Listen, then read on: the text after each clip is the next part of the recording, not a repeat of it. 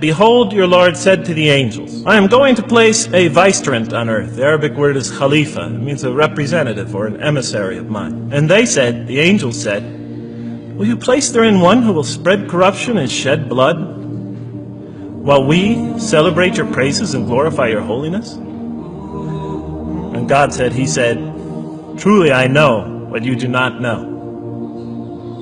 See, that's the verse that hooked me. That's the verse that caught my attention. That's the one that kept on making me read the story again and again and again. Because listen to the way it begins. Behold, your Lord said to the angels, I am going to place a representative of mine on earth, a vicegerent of mine, an emissary, one who acts on my behalf. I thought, that's not the way it goes. You're not supposed to be placing man on the earth in some positive role. You place man on earth as a punishment for his sin. Clearly, I knew the author didn't quite get the point. But still, it was an amazing line. But then I come to the next line, and it says, and the angels say, will you place therein one who will spread corruption and shed blood, while we celebrate your praises and glorify you? I looked at it again. I couldn't believe the question. I looked at that and I said, exactly. That would be my question. Why would you create this being, supposedly for some positive role, when he's capable of doing tremendous wrongdoing, when he could spread corruption and shed much blood? Why would you create this violent and pernicious creature when you could create angels? As the angels clearly say, well, we, the angels, celebrate your praises and glorify you. They were asking one of the most fundamental questions in the entire history of religion. Why create you, man, this utterly fallible creature, this creature who could rebel against God's will, who could do such tremendous wrongdoing, who could wreak havoc like no other creature on earth, when you can make them angels? That whole question, everything that I ever thought, everything that I ever experienced, everything that I ever knew was in that question. It was as if the author took my life and wanted to pick out exactly the right question to humiliate me, to provoke me, to anger me. Why create man, this most destructive and violent creature, when you could make them angels? And then look at the answer. And he said, God said, truly I know what you do not know. You know, in modern parlance, we would say, I know exactly what I'm doing. I read that and said, what? You know what you do not know? You know exactly what you're doing? Well, please inform me. Tell me what you're doing. You can't just get off that easy. You can't just tell me you know exactly what you're doing. Not after what I've been through. Not after you made me this way. And then I realized, of course, I was arguing with a God I didn't even believe in. And that would happen several times as I read through the Quran. And sometimes I would just get into so agitated by what I read, I'd start arguing with this voice that I'm reading before me, that's calling to me. So we turn to the next verse. It turns out that the Quran just doesn't dismiss the question, it starts to answer it a little bit. And in the next verse it says, and he taught Adam, God taught Adam, the names of all things. And then he placed them before the angels and said, tell me their names if you are right. So this verse is clearly referring to the previous one. But notice what it says. And he taught Adam the names of all things. So here we see Adam is not only just a creature who knows how to name things, who's acquiring the gift of language, but he's also a learning creature. God is teaching him. Now right here, right in this verse, and it'll come even clearer in the subsequent verses, that the very first thing that the Quran is going to emphasize here is man's intellect. He is a learning creature. He is taught. And what is he taught? What is one of the great intellectual gifts he's given in response to the angel's question? The gift of language.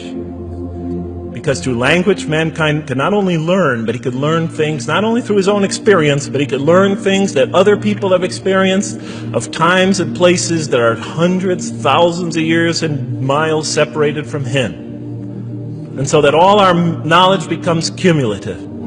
Every generation learning from the generation before it. I'm learning today from authors I read from other sides of the world that may have existed 2,000 years ago. And so we all contribute to our collective learning and knowledge. And so what I'll see later in the Quran, And the Quran will emphasize this again and again and again. Like in one verse it says, read in the name of your Lord who created a man out of a tiny creature that clings. Read, it commands the reader. For your Lord is most bountiful. Why is he most bountiful? What great gift did he give you? For he taught man the use of the pen, and through it taught him what he otherwise could not know. And he taught Adam the names of all things. And then he placed them before the angels and said, tell me their names if you are right.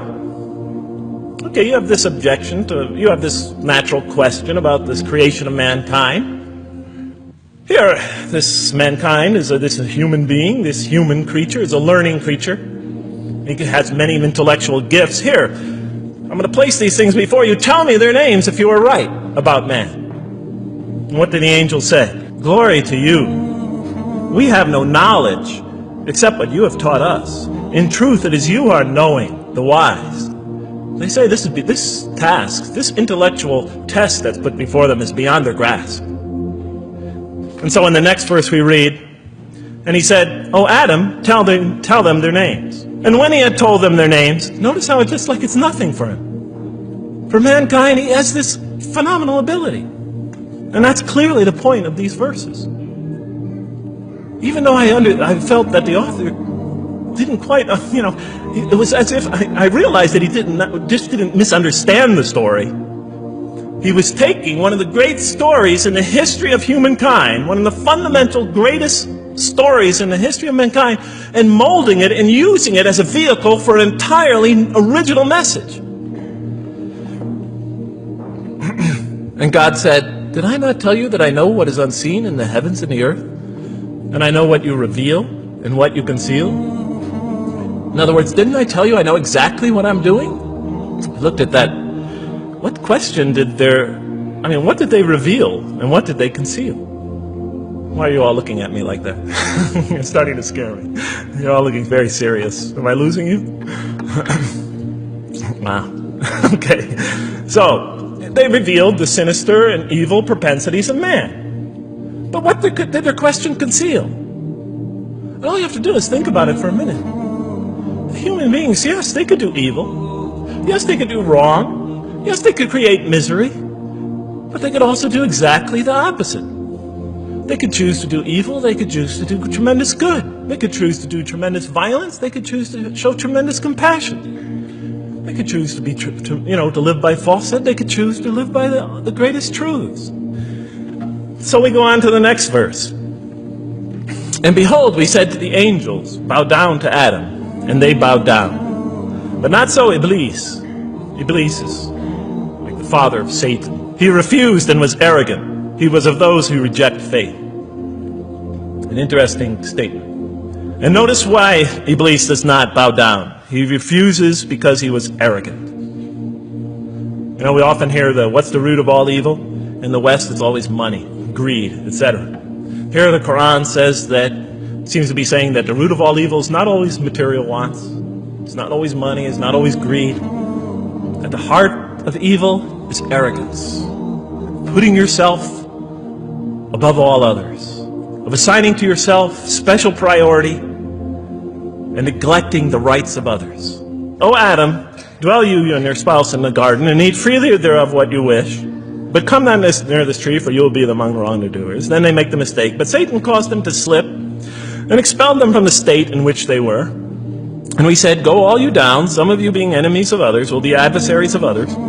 Some of you will be adversaries of each other, and on earth will be your dwelling place and provision for a time. Let's go back from where we started. First, mankind is being taught. We see he's an intellectual being. Then we show he's a moral being. Moral being means he's a being that's going to have to make choices. And then God gives him this choice. It's not a huge deal. It's not the gravest sin in the history of humanity by any means. It's minor by any standards. They make it, though. We see that God originally intended to put man on earth as his vicegerent. When does God finally put him on earth? What signals that he's ready to begin? He makes his first independent choice. It's not the worst deed in the history of humanity. It's minor on anybody's scale. But it shows that mankind is ready to act on his own.